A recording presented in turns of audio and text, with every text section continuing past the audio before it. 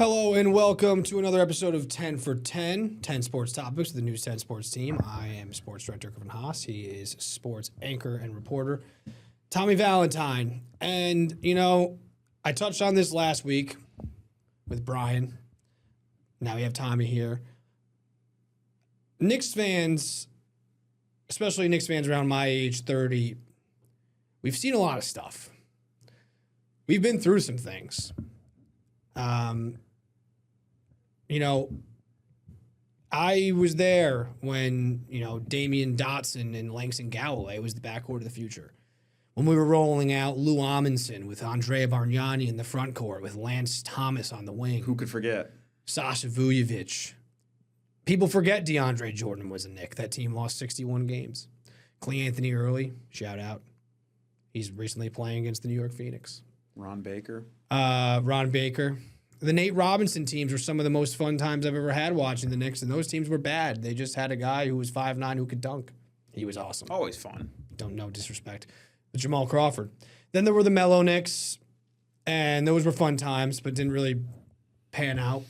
Didn't get beyond the second round. And the Knicks fans are the most loyal fans in all of sports. They were packing the Garden through all of that. And I say all that to say, we deserve this. Enjoy this. Go New York, go New York, go. Because the Knicks find themselves up 2-0 in the Eastern Conference Finals, looking to punch their ticket to the NBA Finals for the first time in 27 years. There's really so many places that we can start here. I'll just look at it first from a totality perspective. They've won 9 games in a row since dropping 2 against Atlanta. They had won 8 playoff games in the 21 years before Jalen Brunson signed with the New York Knicks. I think that was a better signing than people envisioned. Yes, when people said that he was not even a top 10 point guard. Yeah, it's unbelievable. It's another rabbit hole. We'll start with game 1. Listen, it's kind of an interesting dynamic watching here at News 10 because we have, shout out Casey Kantz, Cleveland sports fan, Guardians, Cavs. We love KC. We love KC, and KC is one of the most respectful sports fans out there. And we have a good relationship, and we don't like to jeopardize that. So we have a wall in between us. I'm watching the Knicks on this side, and he's watching his Cavs on that side. Wall of trust. Things were going really well on his side of the wall for about 3.5 quarters. The Knicks find themselves down 22 points in the fourth quarter with 7.5 minutes to go. Just to personalize this a little bit, shout out my brother Dylan. He texted me because I said this is awful after Donovan Mitchell hit that 3, and he said, I'm in bed. It was making me sick. He turned the game off, and he went to sleep. And he woke up a very happy man because the New York Knicks, Jalen Brunson happened. And Jalen Brunson scored 17 of his 38 points in the fourth quarter in overtime. He's inevitable. The Knicks erase a 22-point deficit, the largest comeback in Knicks playoff history, to stun the Cavs. They take it to overtime, and they win it 115 to 104. I mean, we could do, I think, an hour on this game, so we'll try to hit the highlights. First of all, where do you start with what was so great about what the Knicks did, or what was so bad about what Kenny Atkinson and the Cavs did? And because they go hand in hand. They do. Can't have one without the other. And listen, I guess this is also time to discuss. I think I've talked about it on here before. I am a certified James Harden. Here it is. Maybe not hater. Let's not bring hate into the world. Hater also condones that it would be maybe not deserved. I'm a James Harden truther. Realist, yeah. I've been banging the drum on James Harden, not being that guy for a long time, since he was leading the league in scoring with the Rockets, saying he was a bit of a fraud, and he's put up a lot of empty stats and was a joke artist in the playoffs and was a flopper. One of the first floppers. And I've been saying this whole time, I said to anybody who would listen here in News 10 or anywhere else, that I wanted to play the Cavs because James Harden is a defensive liability. And in the fourth quarter, with 7.5 minutes to go, Jalen Brunson hunted James Harden possession after possession after possession, and it won them the game. They were 7 of 9 when James Harden was the primary defender in the fourth quarter of overtime. And it was really the difference. Now, Kenny Atkinson, the head coach of the Cleveland Cavaliers, will tell you that James Harden's one of their better defenders. Great hands. Great hands. And James Harden can come up with a steal or two. It doesn't really equate to being a good defender. He also then followed up the next day and said he's a great isolation defender, which is a lie. A straight, bold-faced lie. Now, Jalen Brunson hit some great shots. There were some times where James Harden, there's nothing you can do. They're acrobatic. He's Jalen Brunson, and you're not. He's a wonderful, wonderful man. But a lot of those were blow-bys that not all of Brunson's points. They also led to kickouts to Mikal Bridges, who was phenomenal in this game. 18 points, 7 of 11, made the huge three in the corner. Also can't talk about this game without talking about Landry Shamet. 9 points, 3 threes, made all of them. I think they were all in the fourth quarter, and his defense was great. He was a huge energy boost for them when Josh Hart, who we'll talk about in game 2, was not shooting the ball well, was 1 of 5. They needed to bring in a shooter. Landry Shamet was plus 25 in 17 minutes. So that'll I have to balance cutting the highlights while I'm doing these games. It's a tough job. It was very tough. And also this game was ending when we were about to go on for the 10:30 show. I felt like I was levitating. I mean, the Knicks have done this before. They've erased 20-point deficits last year. But to do it in this spot that late, again, there's been a lot of talk about Jalen Brunson. I'm just going all over the place because there's so much about this game. There's been a lot of talk about Jalen Brunson and, like, is he one of the best players in the NBA and blah, blah, blah. They always say everyone's better than Jalen Brunson until it's time to be better than Jalen Brunson. And in the fourth quarter, it's Brunson hours. And when it comes down to it, I'll say it, he's the most clutch player in the NBA. He won the clutch award last year. Shea's great, but I think there's a little bit more of a team effort there. Not that the Knicks have a great team and the other guys made great shots, but Jalen Brunson's ability to simply take over a game when the time comes. Especially because Shea's not as polished a shooter as Jalen. Yeah, Jalen can get you a fouls. 3. He can get you a layup. He can get you a mid-range. Yeah. Shea's just a little bit more downhill. Like if you need a 3 with the game on the line, I'm taking Jalen Brunson over Shea. I mean, they were down 22 and they just were going to him every single time, and he was just absolutely cooking. And they went to overtime, and Cleveland was toast. They were just defeated. They scored 3 no points in coming back overtime. from that. So I think that decently adequately covers the Knicks portion of it, because otherwise I will talk about Jalen Brunson for the next hour. I could easily do it. And I still have more Jalen Brunson to talk in game 2. He was unbelievable. We will build statues of this man. I will say, again, to the point of they've won 8 playoff games before, Jalen Brunson's ascension to NBA superstar with the Knicks is one of the craziest things that I've ever seen in my life. Because when you look at this guy, here's a guy who's a son of an NBA player, should have been on a lot of people's radars, goes to Villanova, wins 2 championships, and was still a second-round pick. Goes to Dallas, comes off the bench, averages like 7, 8, 9 points for the first 3 years of his career, is nowhere near a superstar. Then Luka gets hurt. Essentially a backup, 6-man. Luka gets hurt. He has that great playoff run, signs with the Knicks. People criticize the signing, even though he was like the 10th paid point guard in the NBA. And he immediately, in his first year, averaged 24 points a game. And in his 4 years, the Knicks hadn't been past the first round of the playoffs in a decade. They've made it all 4 years he's been here, they've made it past. They hadn't been in the Eastern Conference Finals in 25 years. They've been there back-to-back years. He is a franchise-altering player. And all the people I named at the beginning of this, all the struggles we had, Jalen Brunson has turned it around. With help from other guys, Jalen Brunson.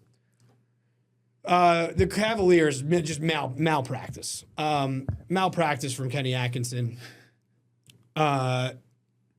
He called 1 timeout during that run. Your thoughts? You can't take him with you into game 2. No. So I'm no basketball expert, but I feel like as a team starts to erase a 22-point deficit, it could warrant more than one stoppage to start to get your troops back in order and things sorted out. And here's the truly idiotic point about the timeouts. He said that at the end of after the game, he says, I like to hold them. I like to make sure I have more than one timeout at the end of the game. Okay, fair. Here's the thing. He had 4. You lose 2 at, what is it, the 5-minute mark? So at some point, or 4-minute mark, at some point you lose both your timeouts. So he could have taken one before then. Sure. A timeout that is use it or lose it. Doesn't use them. But more to this point, he says he likes to save him for the end of the game. When the Knicks tied the game, Jalen Brunson, never heard of him, ties the game at 101. There's 20 seconds on the clock. He didn't use the timeout. He let James Harden run pick and roll with Sam Merrill. And Merrill, it was good luck. It was in and out. Yeah. Mike Breen halfway had banged it queued up. He halfway banged it. He said bye and then had to in and out. So he didn't even use the timeout. So you're saving them for the end of the game. He never used one. Let's be honest. The guy froze. The guy was like, what? No idea what was going on. The other part of the timeouts, and this is my biggest part about Kenny Atkinson, is he was allowing Dean Wade, or was the primary defender on Jalen Brunson. They were allowing him to switch and play one-on-one with James Harden. They were switching everything. They just kept switching onto James Harden, and he was just allowing him to go one-on-one with Jalen Brunson for the entirety of the second half of the fourth quarter. So it's not only just a call one to get it together, but also like, hey, guys, maybe let's change the strategy here. Maybe fight through the pick, or maybe we'll double Jalen Brunson and let someone else beat us. And I get it. You don't want to double because when you're down when you're up by that much, you don't want to be giving up open threes. But the Knicks hadn't been shooting the ball particularly well. They then started to because they were so wide open. Or put literally anybody else but James Harden on him. Yeah, it's just the problem was that it was the switching because he wasn't on him. But they were allowing the switch too easily. So or take him out of the game. You're up by that many points. You don't need to. All the Cavs needed to do was make one more basket. Evan Mobley had a big 3 with 2 minutes to go. Other than that, they didn't make any shot. Donovan Mitchell hit the 3 to put them up 21 with 8 minutes to go and never scored again. So it's also on the players. Make a basket. But they didn't need to score that much. Put Dennis Schroeder in there. He was giving them better minutes defensively. An epic collapse by the Cavs, as much as it was an amazing comeback for the Knicks. And is there anything else that you would like to touch on Game 1 before I move to Game 2? I think that pretty much sums it up. I'm talking a lot on this front, but I'm passionate. You're the Knicks guy. So you go to Game 2, and the feeling is going to be that, how did the Cavs recover from that? You simply can't. And that it has lingering effects.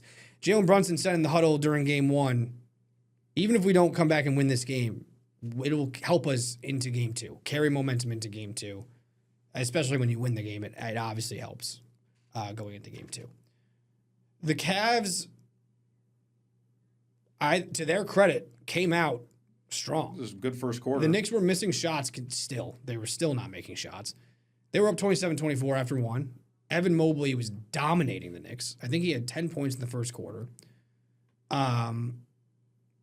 And still felt pretty good on the Knicks' perspective because, again, they really weren't shooting the ball and it was really tied, and then Mitchell hit a step back at the last second before going. You really can't pull away from the Knicks. That's the thing about them. No. Even in that Hawks series, as well as the Hawks played at times, and as poorly as the Knicks played, those 2 losses, both by 1 point, as well as Cleveland was playing.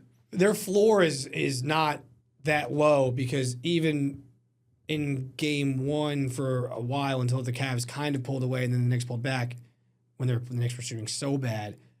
The Knicks are good enough defensively. People always talk about the offense, especially in the games where they scored 140, rightfully so. They're good enough defensively to stay in the game. They're not one-dimensional. They're a multi-dimensional team. They can score inside. They can shoot the 3 for the most part, even though, again, they've struggled so far in the series. So it is hard to pull away from them. The Knicks, again, kind of grind out the second quarter, shout out to Cat at 13 points in the first half, ended up with 18. He Hart kind of came kept them in it. Hart came around a little bit. So Josh Hart is the focal point of game 2 because Josh Hart did not play down the stretch of game 1. Shamet did, and Shamet was the spark, and Josh Hart didn't play because he couldn't shoot. And it was similar in the first half. They were not playing.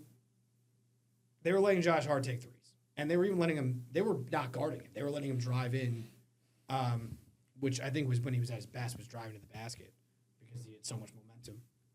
But they were letting Josh Hart shoot threes in the first half. He went 2 of 7. It was pretty ugly. He missed 5. He missed 5 threes.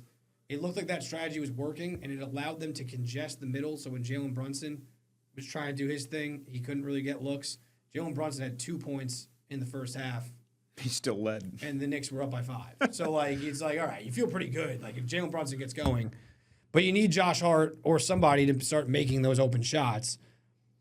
The second half started, and Jalen Brunson was like, oh, I forgot I'm Jalen Brunson. And hit a huge 3, and then hit a couple buckets in a row. All of a sudden, they're up 11.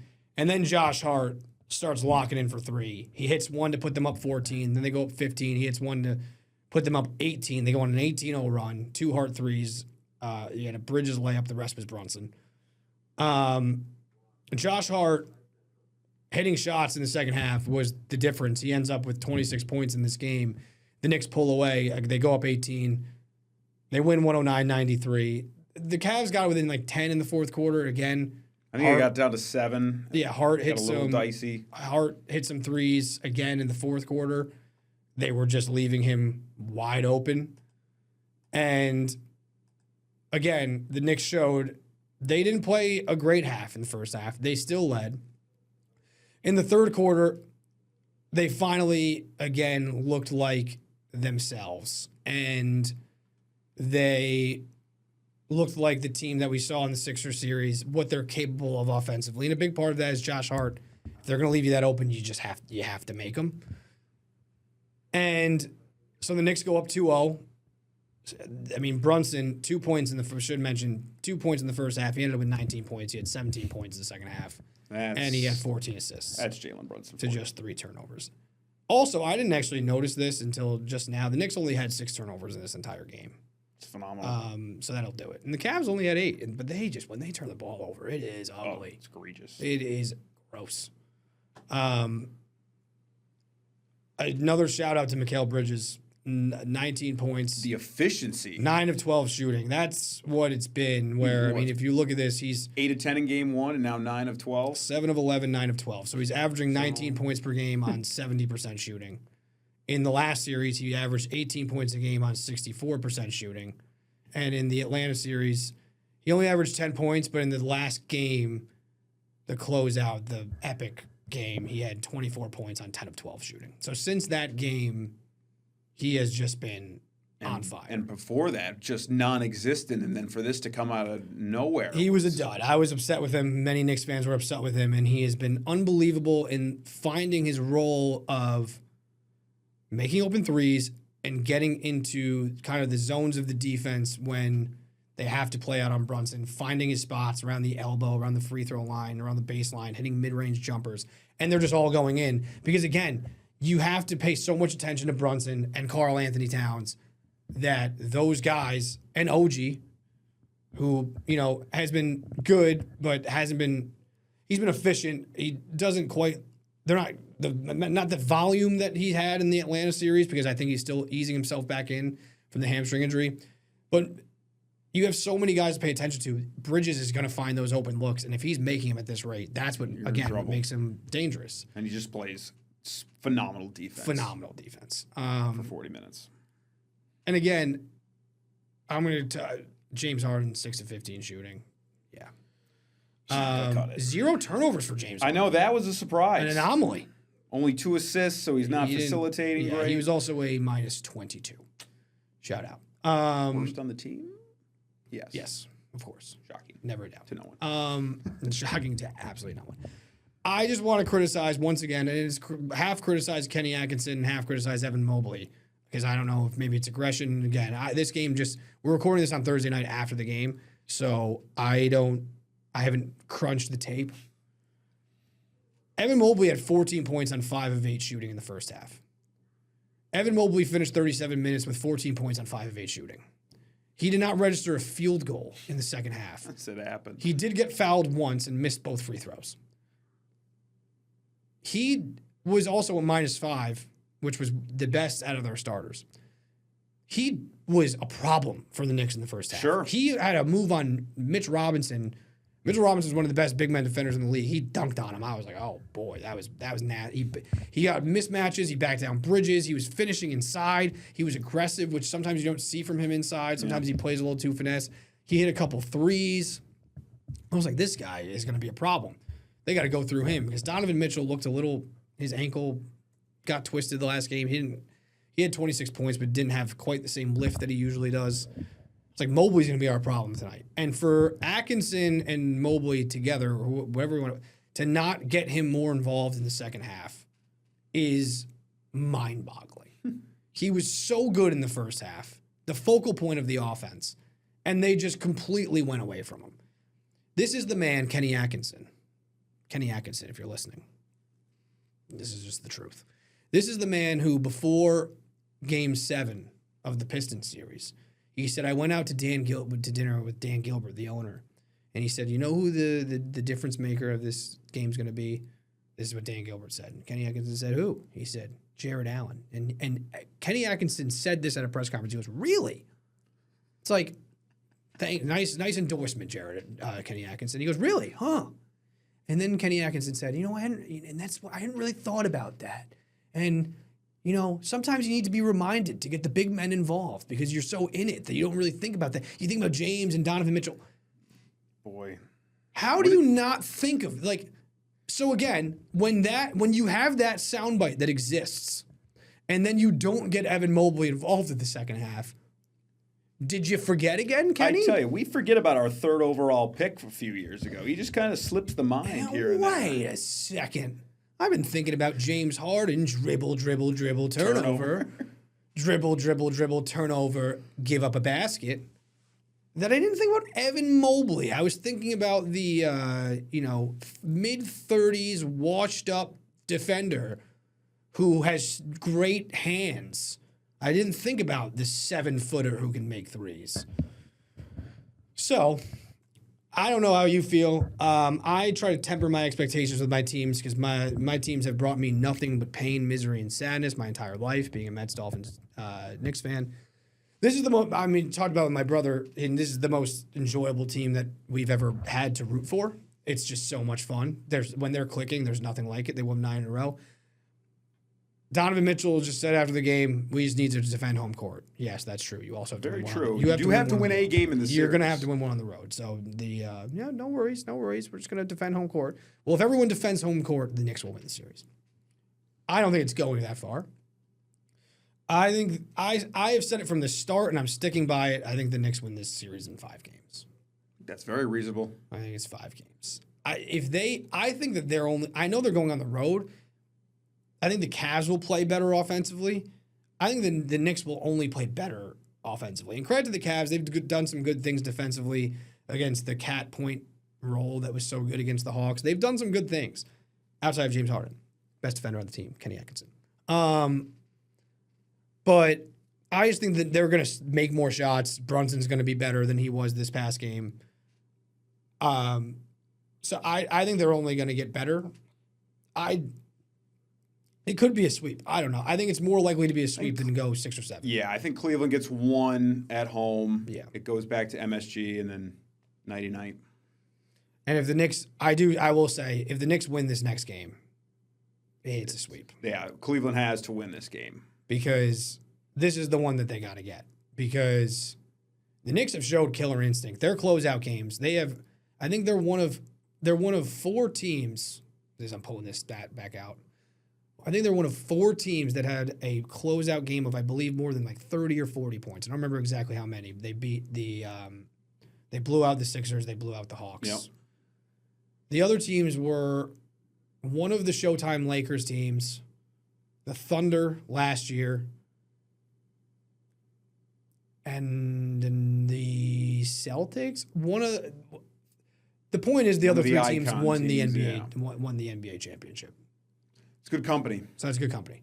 So when there's blood in the water, they're not a team that's gonna go don't through the play motions around. in game 4. They're gonna go out there and finish you. And I think the Cavs. Sorry, Jared Allen a couple of years ago said the lights at Madison Square Garden were brighter than he expected. I don't think that they have the killer instinct because they have James Harden on the team. Anything else on Knicks Cavs? You could pretty much hit it all there, Griffin. Yeah, that took about 25 minutes of a hour-long show. But listen, this is going to be. I know we're not in the city. The city gets taken over when the Knicks are playing well, and I think it's radiating throughout the state. It's a basketball city. It's a basketball state. Go New York, go New York, go. It's the only team in the state that everyone can agree on because the Brooklyn Nets might as well not exist. Remember when Prokhorov said that he was going to turn Nets fans into Knicks fans and it was going to be a Net city? Yeah, boy. I just put that in the Cold Take Hall of Fame. Right up there with how Brunson was a good pickup. Oh, real quick. Colin Cowherd, never forget that he said that Jalen Brunson was the 4th best player in the Sixers-Knicks series. Yeah, that aged well. Behind Joel Embiid, OG Anunoby, and Tyrese Maxey. One of the most laughable takes I've ever heard in my life. He's moved him up to the 3rd best player in the postseason because I think that he's afraid of getting heat. I shouldn't be paying attention to him, but that just... It's hard not to. That one was truly astounding. Yeah. A less fun topic. Listen, great year for the Buffalo Sabres. It comes to an end. I mean, this is a team that was not expected to do much, and they went, 50-23-9 in the regular season. They win the Atlantic Division. They beat the Bruins in 6 games. And even in this series against the Canadiens, they win the first game. The next 2 games, it looks like it's kind of over. They lost 5-1, 6-2, outscored 11-3. They're able to take 1 in Montreal to get home ice back. Then they lose again at home, and it's like, all right, here we go. And then they have a backs against the wall. They win it 8-3 on the road. That was unbelievable. I mean, you fall down 3-1 in Montreal. Yeah. I think everybody was thinking season over. Yeah. And boy, they dug in. And they dig in. They win that game and force a Game 7 and didn't go their way. Such a tough way to go out. In overtime, it's just, you're watching that game. We're, again, waiting to put the highlight in. You're on the edge of your seat. And I think the goal happened while I was doing sports. Yeah, just as you were I coming off. came back and it was just before our it was 11 over. o'clock show. And it was over. So I missed the emotion of it. But when you're watching overtime hockey, it is the tension It can end like is that. palpable. It's crazy. And you're hoping, especially in Buffalo, for a fan base with both the Bills and the Sabres that give everything to those teams. Buffalo, yeah. And you're hoping that they can get one and keep this thing going. And it just wasn't meant to be. And Alex Newhook, his 7th goal at the time of the postseason. Unreal shot. He's just has been unbelievable. And I all things considered, I do think that Montreal, they were the better team in the series. I know that the Sabres had an 8-3 convincing win, but, the game they beat the Canadiens 3-2, they also had listen, you'll take all the breaks. It's not, a knock too much, but they had that freak goal that went off the wall and then went off the guy's skate and then in. You'll take it in playoff hockey. Not a knock, but just saying that win they kind of pulled out. When Montreal won in that series, they won outside of Game 7. They won convincingly. Yes. And, the Sabres had the 8-3 win. But I think that they were the better team for most of that series. You saw what they did to Carolina tonight. Yes. 6-2. 6-2 after falling back down 1-0 like immediately in that game. Yeah. So I think they're just a really good team. Great team. Sabres gave Lindy Ruff a 2-year extension. Very deserved. He came back after a previous stint with the Sabres. And he got his wife's blessing because he is 66 years old and he's keeping it rolling. So he rolled into next year. I think there's a lot to be excited about with this team going forward. But we'll have to wait till next year. We're talking baseball. Thank you for reminding me that we did not talk about the Subway Series. Happy to do it. Happy to bring that you? up. No, not at all. That was a mistake. we're going to have not a lot of time for the ending topics because we are rolling along here. We'll be right back.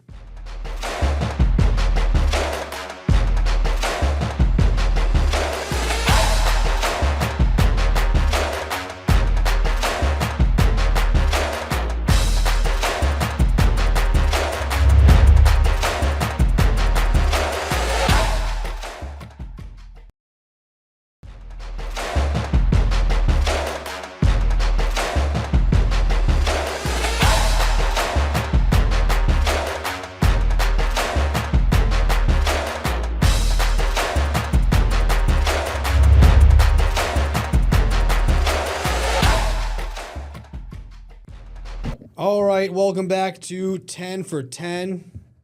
And we have the exciting pleasure to talk a little baseball. And I can't believe I'm saying that as a Mets fan this season. All right. Going to be a little difficult because we're going to be talking Mets and Yankees to start this. But then we can wrap up, I guess. We'll save the rest of the Yankees talk in terms of the Blue Jays for after. We'll take this series and then I'll wrap up them. We'll wrap up the Mets. I like how we're planning this out right here, right in front of all you. So you can see how this is how the process goes. goes. Is made.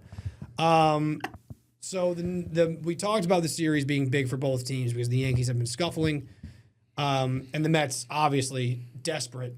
They sweep the Tigers, trying to keep the momentum rolling, and it did not look like it was going to be rolling in Game 1. I mean, Cam Schlittler is amazing. He's a great man. He's a great pitcher. So, not a lot of harm in losing that game, but in that game, the Mets lose Clay Holmes for a long time with a broken fibula off a liner from Spencer Jones. So, right after a huge sweep, it's like not only do you lose, but you lose the guy who's been the most consistent player on the team. Best starting pitcher, yeah. His ERA was under Numbers 2 wise. going into that game. He hadn't allowed 3 runs until that game in a game. So that was tough. From the Yankees' perspective, I feel like that's where Jazz got going. We'll talk a little bit more about that later. Felt great after that game. Yeah. And then the rest of the series happened. We had the Luke Weaver game. He gets out of a bases-loaded jam against his old team. That was so happy for him. Quite nice. This was also the game where Carson Benz dropped the ball and Joe Davis said, "Oh no, the Mets," even though they won the game, and they said nothing when Carlos Rodon made maybe the worst play in the history of baseball. It's up there. Wild pitch, bounces off the backstop, wild bounce, tries to jump and throw it at the same time. Catch, bare hand catch, and throw. Allows a second run to score. Because he's the peak of athleticism. But again, I mean, Carson Benz goes 3 for 4 in that first game. Soto, 2 for 2, scores a run. Vientos, big hit. Ewing gets another hit. I mean, again, it's talk a little bit about it in a big perspective, but the young guys, you go into the third game, and that's when things got fun, Tommy. That's when things fun's a word. Really took off. We'll keep it brief so we won't go through all of it. But basically, I mean, the Yankees go up 5-1. Sean Manaea can't throw a strike. Sean Manaea should not be on the Mets anymore. I don't care how much they're paying him. He either needs to get the elbow surgery to get the loose bodies out of his elbow and go on the IL, or he needs to get gone because he stinks. I'm sorry. He was great for us going to the NLCS. He's awful. He's unpitchable. He's unusable. Mets get it back to 5-3. Sean Manaea walks in Anthony Volpe to score a run. Not even close. Misses by 3 feet. I mean, again, a releasable offense, especially because it's Anthony Volpe. Correct. It looks like the Mets are bound for, great, we swept them, but we're going to lose this series, and we're going to have to keep trying to figure out a way to go get momentum. It's 6-3, 2 outs, 2 men on, and Tyrone Taylor, who had been hitting about 130 for the month of May going into the game, hit 2 hard balls earlier in the game, hits a 3-run homer with 2 outs in the 9th against David Bednar. I was going nuts. Were you going nuts? I had a different reaction. and again, a little inside baseball here. Juliana had been away and came back like right before that. I told her I think that she swung the game. She was a good luck charm. Thanks, Juliana. She was like, great. That she was like, that's awesome. They won. Okay, cool. I'm going nuts. Yeah, and then they go to the extra innings. Your buddy Devin Williams. First, my buddy Austin Wells grounded into Well, a that's nice, what I'm saying. Yeah, He's against Devin Williams, who has been unbelievable of late. yeah. And Weaver. Weaver hasn't allowed an earned run this month. Neither has Devin Williams in a combined 19 innings. And Devin Williams said he changed his hand placement. It's all fixed. We're happy. We're so happy for him. We love it. Yeah. It's just ruined by the Yankees. Ruined by Devin Williams gets a double play. They go to and again, it's the young kids. It's Benj putting that ball into no man's land, just putting it in play. His second walk-off of a 6-game homestand, which is unbelievable. And they have what felt like a season-altering win against the New York Yankees. Now, that wraps that up. They then go to the Nationals. They have a 10-run 12th inning to win a game 16-7. I'm going to try to speed this up because we're going to have to wrap up. They split the series with Washington. Not exactly a huge salvage of the split today. Not exactly what you would have liked to win that series. You go to Miami and you're trying to win the next one. I think the biggest thing for the Mets from a totality perspective of just trying to look at this holistically is the spark that the young players have provided this team. They just called up Morabito. He has not really done much. But mainly Carson Benj and A.J. Ewing. Carson Benj's batting average is up to 262. And where that started? At one point, he was hitting... I think 130, right? He was hitting 091 on April 7th. All right. But even at the end of the month, he was hitting 189. In the month of May, he's batting 362. Absurd. He's been unbelievable and the player that we thought. And then you have A.J. Ewing, who has an OPS of 881, 276. He gets on base pretty much constantly. I think there was one game where he hasn't gotten on base since he's debuted, or maybe two. He's been unbelievable. So it's the young guys. They're providing a spark. They're still going to have to figure out some things with the pitching because they're going to lose Clay Holmes. There's a long way to go. The bullpen's been phenomenal, but things are trending upwards, I think, a little bit. I don't have Juan Soto.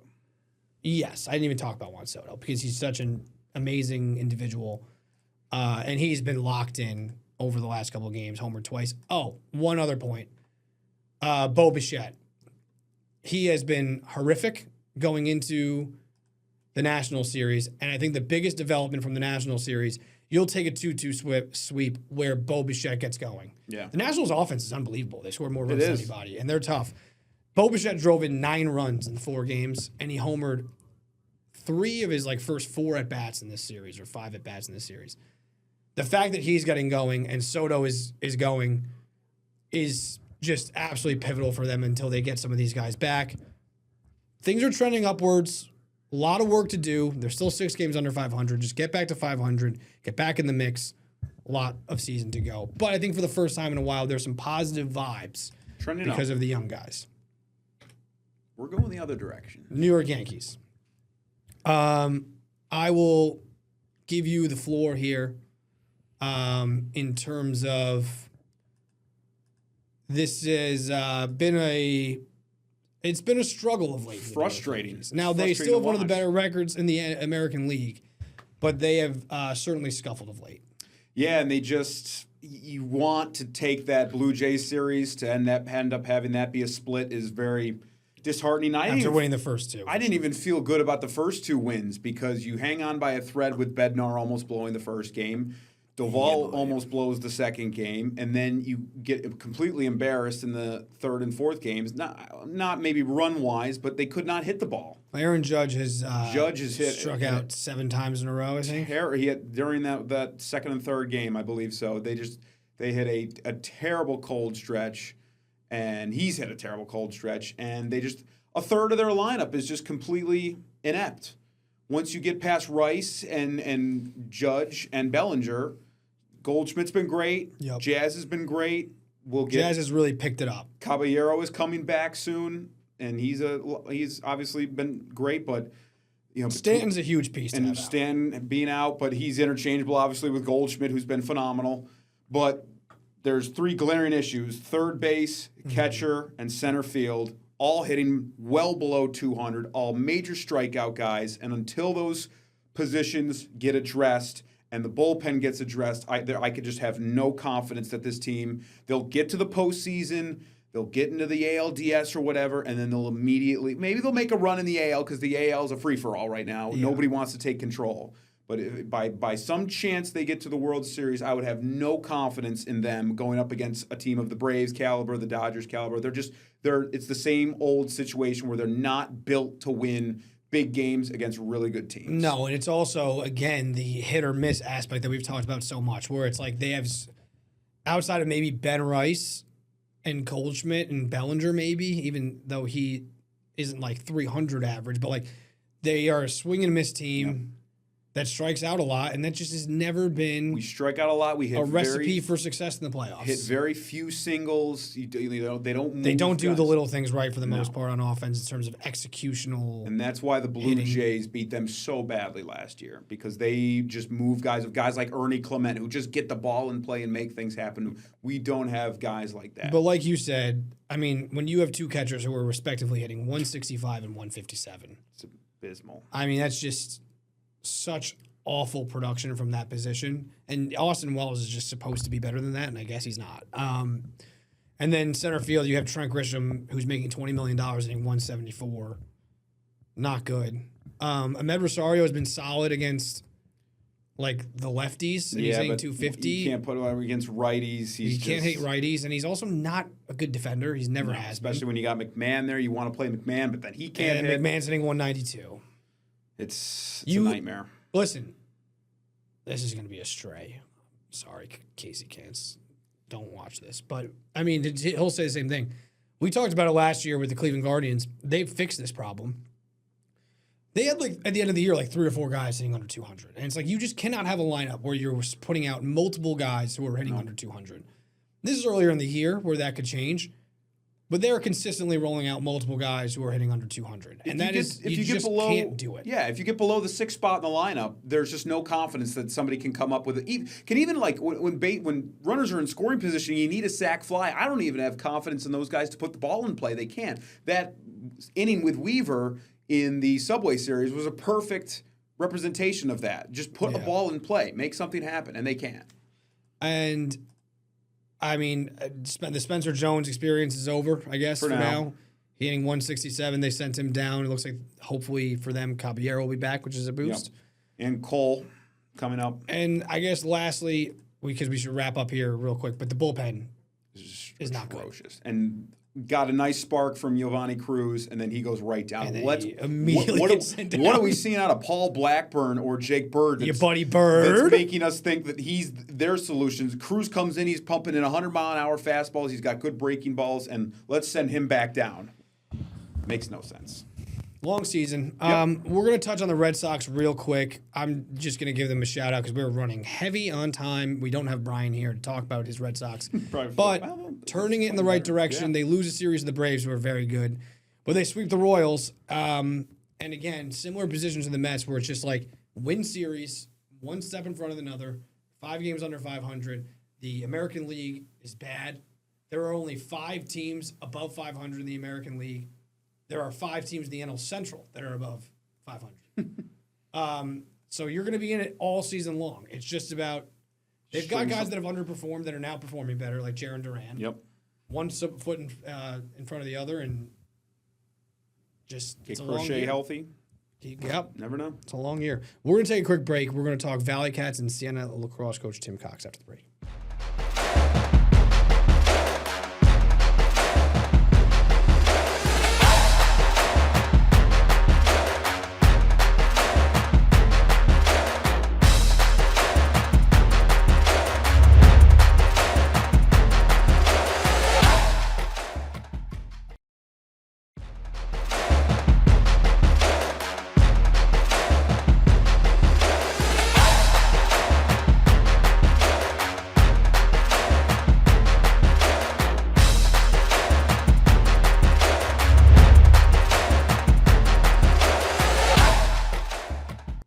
Welcome back. Well, we've said it for the Red Sox and Mets that it's an early season, and that is still the case for the Tri-State ValleyCats as well in the Frontier League, even more so. Not the starts of the year the ValleyCats would have hoped for. 3-9, towards the bottom of the standings. I think, they start off, a 2-4 road trip. They lose their first 4 games at home. Yeah, you start your first 2 series are on the road, and then your first home opening weekend is you get the best team in the league. Yeah, and then you lose. That was a sweep, and then they scuffle in the next couple as well. But it's a long season. We're not going to deep dive game by game into 12 game start in the Frontier League. Exciting. A lot can happen in the Frontier. Exciting about Steven Still getting picked up by the Orioles, but Steven Still for them. And the craziest thing about Steven Still is to be in the California music scene in the 1960s and to write songs like Sweet Judy Blue Eyes and Carry On and Love the One You With, and then to have a second coming as a baseball pitcher where you go to a major league organization. Guy can do it all. It's really amazing. No, we have a lot of fun because I'm a huge Crosby, Stills, Nash and Young fan. So every time I see Steven Still, I think of Steven Stills. But that's another factor for the ValleyCats is you lose your ace. It's great for the organization, but great for the organization. Tough put a spotlight on them, gets more talent for them. And they've had success with that of still getting guys to pro organizations. But you do lose your ace. Yeah. For good reason. But so you got to recover from that. But nice to see him get a shot. He's maybe the best pitcher, one of the best pitchers in the league. Led the league in wins last year. So we'll see. He's going to single A starting out. Yeah. And Greg Taggart said at the beginning of the year he felt they had a lot of pitching. So we'll see. He did. See how that pans out now. They're going to need it. All right, we're going to go over to Siena Lacrosse, a very well-deserved honor for Siena head coach Tim Cox. He was named the ECAC Coach of the Year. And, Scott Marr at UAlbany, who coached him, has been championing him as a Coach of the Year candidate across the nation, not just in the ECAC, for what he's had to navigate his team through. No one has had to do this, especially this past year, where it's unprecedented, where you're, a colleague of yours, your friend passes away tragically. Liam Gleason passes away in December, and you take over for him, and it's a balance of letting guys get a space to grieve and mourn, but also knowing that lacrosse is a space for them to have fun and kind of escape some of those real life things. And they did it with grace. They honored him every step of the way. Liam, every opportunity, and Tim gets this team to 12-5 overall, 7-1, and they went to the MAC championship game, and they might win it if they have Vito DeBellis, who gets injured in that semifinal game, their goalie, or Patrick Radomski, who wasn't walking on their best injured foot. Yeah, their best offensive player who was out as well. And they still get there, and they lose by 4 goals. It wasn't like they got blown out.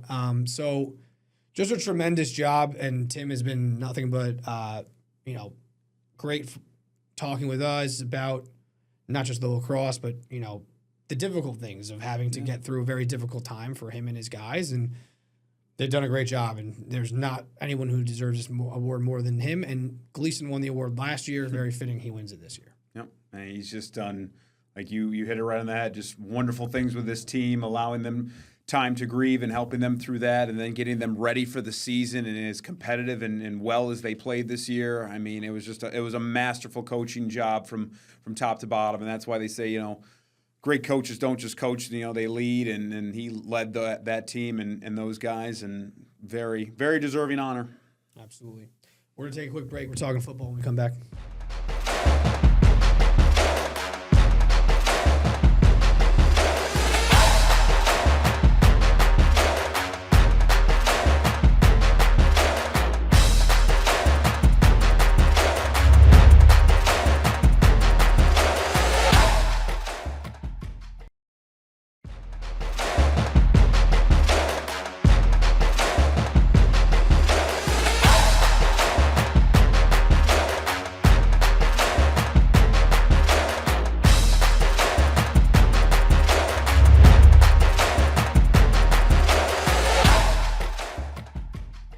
right, welcome back to 10 for 10. I'm going to get through these rather quickly because we were pressed. Talked about the Knicks and baseball for a little while, as we should.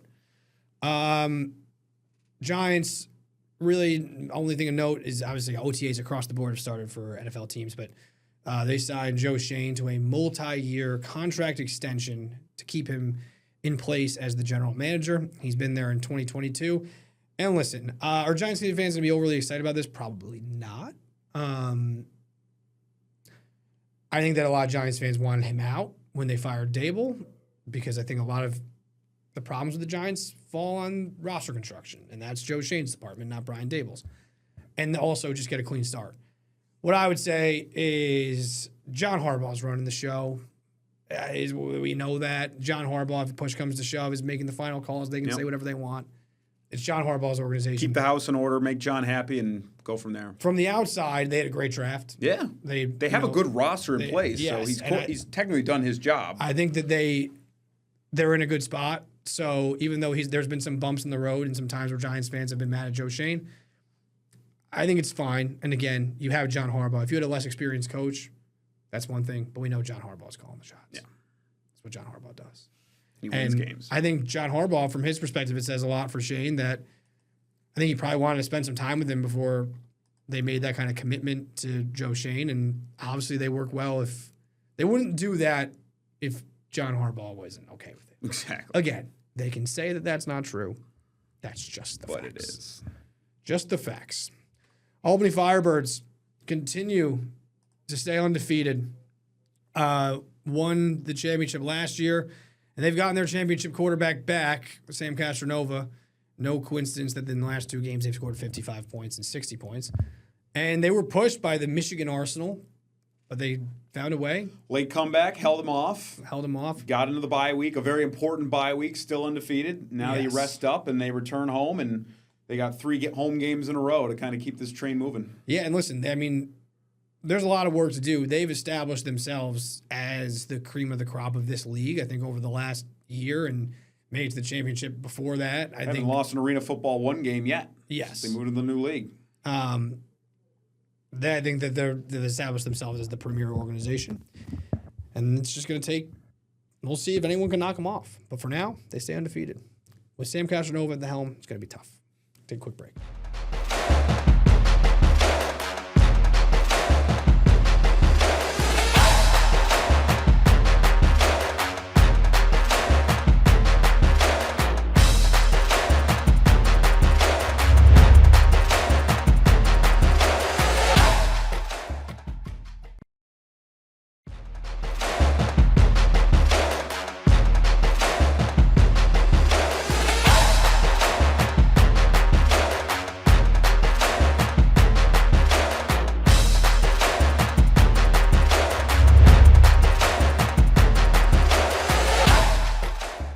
All right, welcome back. We are just going to wrap up by briefly touching on the fact that it's sectional playoff season in Section 2. Great time. We've got girls lacrosse, boys lacrosse, softball, baseball, flag football, all the hits. And News 10 is your place for all those highlights. From here to June 1st, we got you covered. We are going to be rolling. And then beyond for our state teams. Be rolling. The playoffs have started all across the board, but the championships for flag football, if you're watching this on Friday, start today. So we're going to crown champions already. First of many. And it's always a fun time of year. It is. Wrap up the school year. There's nothing more fun than watching some players reach the top of the pinnacle, raise the plaque, and produce some lifelong memories. Absolutely. Well said. Listen, Section 1 champ, 2013, Somers High School football. Never forget. Tappan Z. They didn't want any part of that. Who wants the Tuskers on their schedule? Huge flex. Nobody. Huge high school football flex as a 31-year-old. We just went 10 for 10 with some resistance there at the end. Thank you for joining us. We'll see you next week.